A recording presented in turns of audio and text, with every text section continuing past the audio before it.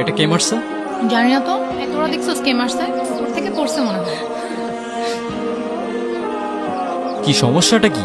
সমস্যা তো আছেই, আমরা সিনিয়ররা এখানে দাঁড়ায় আছি আর তুমি সালাম না দিয়ে চলে যাচ্ছ। কি সিনিয়রদের রেসপেক্ট করতে জানো না নাকি? সরি, আমি আসলে এত সিনিয়র টিনিয়র মানি না। যে আমাকে রেসপেক্ট করে আমি তাকে রেসপেক্ট করি, আর যে করে না তাকে নো ওয়ে।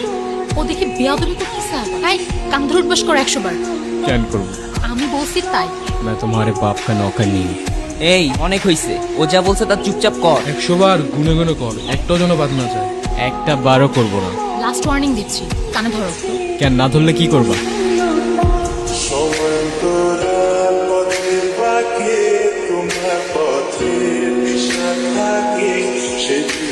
ওই প্রফেসর আসতেছে, পালা পালা। আমারে কান ধরে উঠবোস করা চিনে না তো। ও যদি ঘাটতে রয় আমি ঘাটতে আর দাদু। এই দাঁড়াও। তুমি আবার আসছো? আরে আমার ব্যাগ তোমার কাছে। তাই তো বলি, এত হালকা হালকা লাগতেছে কেন? ব্যাগও খালি, ব্যাগের মালিকের মাথাও খালি। এত বেশি কথা বলো কেন? জুনিয়র আছে, জুনিয়রের মতো থাকো। ওই কিসের জুনিয়র? ফাইনাল ইয়ারে আমি কয়েকদিন আগে ইউনিভার্সিটিতে ট্রান্সফার হয়েছি। এত বক বক করতেছো। তুমি কোন ইয়ারে? আমিও তো ফাইনাল ইয়ার। তো জুনিয়র আমি? তো আগে বলবা না? আমি কেন বলবো? ঠেকা বসছে আমার। এত তেরা তেরা কথা বলো কেন? আমি এমনিই কথা বলি। আচ্ছা আমি তাহলে আসি। যাও, না করছে কে?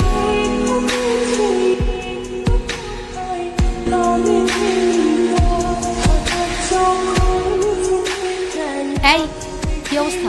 এই তো ভালো। কোথায় যাচ্ছ? ভার্সিটি। আর কই যাব? আরে যে লাভ নেই, আজকে কোনো ক্লাস হবে না। তার থেকে বেটার চল তোমাকে সবার সাথে পরিচয় করে। কিরে ওরে কোত্থেকে ধরে আনছিস? ও আমাদের জুনিয়র না, সিনিয়র। সিনিয়র মানে?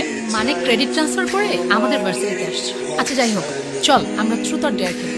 এইখানে ট্রুথ অর ডেয়ার? হ্যাঁ আমি খেলবো না ভাই, তোরা খেল। চল আমরাও ক্লাসে যাই। মানে অন্য সময় কখনো ক্লাস করে না, আজকে ওদের সবার ক্লাস করতে হবে। আচ্ছা চল আমরাই শুরু করি।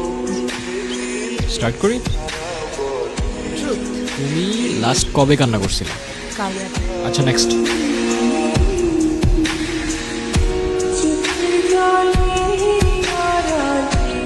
ট্রুথ। আচ্ছা তোমার কি আমাদের ভার্সিটিতে এসে কোনো মেয়েকে পছন্দ হয়েছে? না। ট্রুথ। তোমার ডেয়ারটা হচ্ছে তুমি তোমার মাকে ফোন দিবা আর বলবা, মা আমি তোমাকে খুব ভালোবাসি। কি হলো বুঝলাম না। তুই থাক, আমি আসতেছি। কি হলো আসলা যে? এমনি ভাল লাগতেছিল না আমার। মন খারাপ তোমার? না। তাহলে কাঁদতেছো যে? ওই কাঁদতেছি। আমি কি বাচ্চা নাকি যে কাঁদবো? আচ্ছা চলো তোমাকে তাহলে আমার একটা সিক্রেট জানাই। আমি যখনই আমার বাবাকে মিস করি তখনই বাবার সাথে কথা বলি। ওই যে ওইখানটায় থাকে আমার বাবা। তোমার মায়ের উপর তোমার অভিমান থাকাটা স্বাভাবিক, কিন্তু আমি এইটুকু বলতে পারি তোমার মা তোমাকে অনেক ভালোবাসে। বিশ্বাস না হয় তোমার মার সাথে একবার কথা বলি, আমার যা বলার আছে আজকে সব বলে ফেলবে। মা, তুমি তো আমার সাথে কথা বলার সময়ই পাও না। কেমন আছো মা? তোমাকে একটা কথা বলি, আই লাভ ইউ মা। আর অনেক বেশি মিস করি মা। ওই দেখো তোমার মাও তোমার সাথে আছে আর আমি।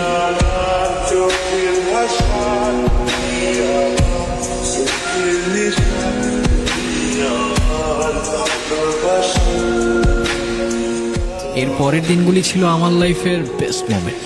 প্রত্যেক দিনের রুটিন, সকালে ফ্রেন্ডদের সাথে আড্ডা, তারপর সন্ধ্যা পর্যন্ত মিষ্টির সাথে কত কি টপিক নিয়ে হাজারটা গল্প। দিন ফুরোতো কিন্তু আমাদের গল্প ফুরোতো না। সময়গুলো অনেক তাড়াতাড়ি চলে যাচ্ছে তাই না?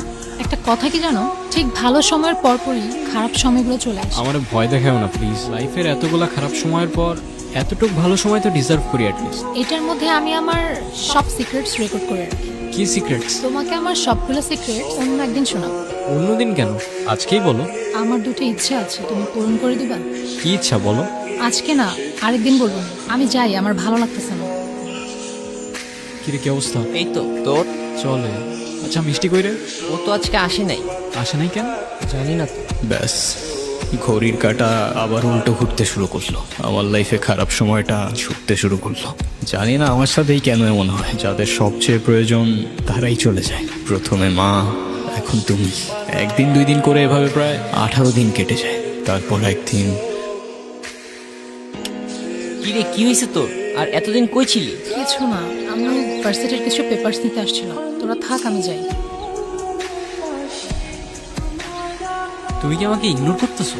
আমাকে যেতে দাও প্লিজ, আমার ভালো লাগতেছে না। আমি তোমাকে আটকাচ্ছি না, ইগনোরই যেহেতু করবা 2 দিনের জন্য পাশে থাকার কি দরকার ছিল? তোমার যেমন আমার জন্য ফিলিংস ক্রিয়েট হচ্ছে, সেম জিনিসটা আমারও।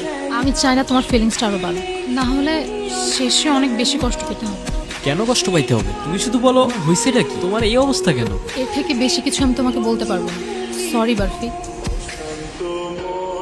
হাই, আপনারা শুনছেন রেডিও মিষ্টি। আমি জানি না আজ আমি কি বলবো। Thyroid cancer, last stage. আমার 2টা সিক্রেট ইচ্ছা আছে জানো। প্রথম ইচ্ছেটা হচ্ছে আমি আমার সবচেয়ে প্রিয় মানুষটার সাথে ওই ইচ্ছে পাহাড়ে যাব। আর দ্বিতীয় ইচ্ছেটা হচ্ছে মিষ্টি, একটু এদিকে আসো, তোমার সাথে ইম্পর্টেন্ট কথা আছে। কি করতেছো এগুলা বারফি? চোখটা বন্ধ করো, চোখটা খোলো। তোমার ইচ্ছাগুলা আমার পূরণ করার কথা ছিল। তুমি যাবে আমার সাথে ইচ্ছে পাহাড়ে? ওই আর কত দূর? এই তো আরেকটু।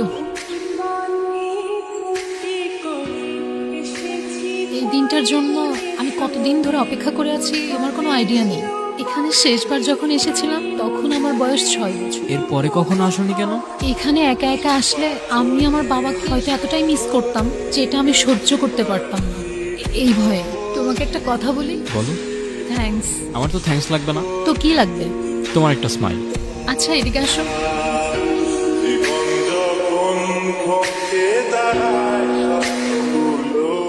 আচ্ছা বারফি, তুমি তো আমার প্রথম ইচ্ছেটা পূরণ করবে, দ্বিতীয় ইচ্ছেটা পূরণ করবে না? আরে আর বইলো না, যেই দ্বিতীয় ইচ্ছাটা শুনতে যাব ব্যাটারি শেষ। তুমি বলো, এখনই বলো তোমার দ্বিতীয় ইচ্ছা, আমি এখনই পূরণ করে দিচ্ছি।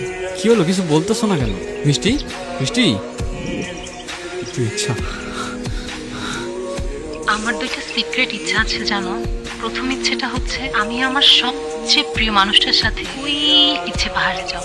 আর দ্বিতীয় ইচ্ছেটা হচ্ছে আমার শেষ নিঃশ্বাসটা যেন ওই পাহাড়েই হয়। জানো, আমার বাবা আমার জন্য সেই পাহাড়ে উঠতে গিয়ে হার্ট অ্যাটাক করে।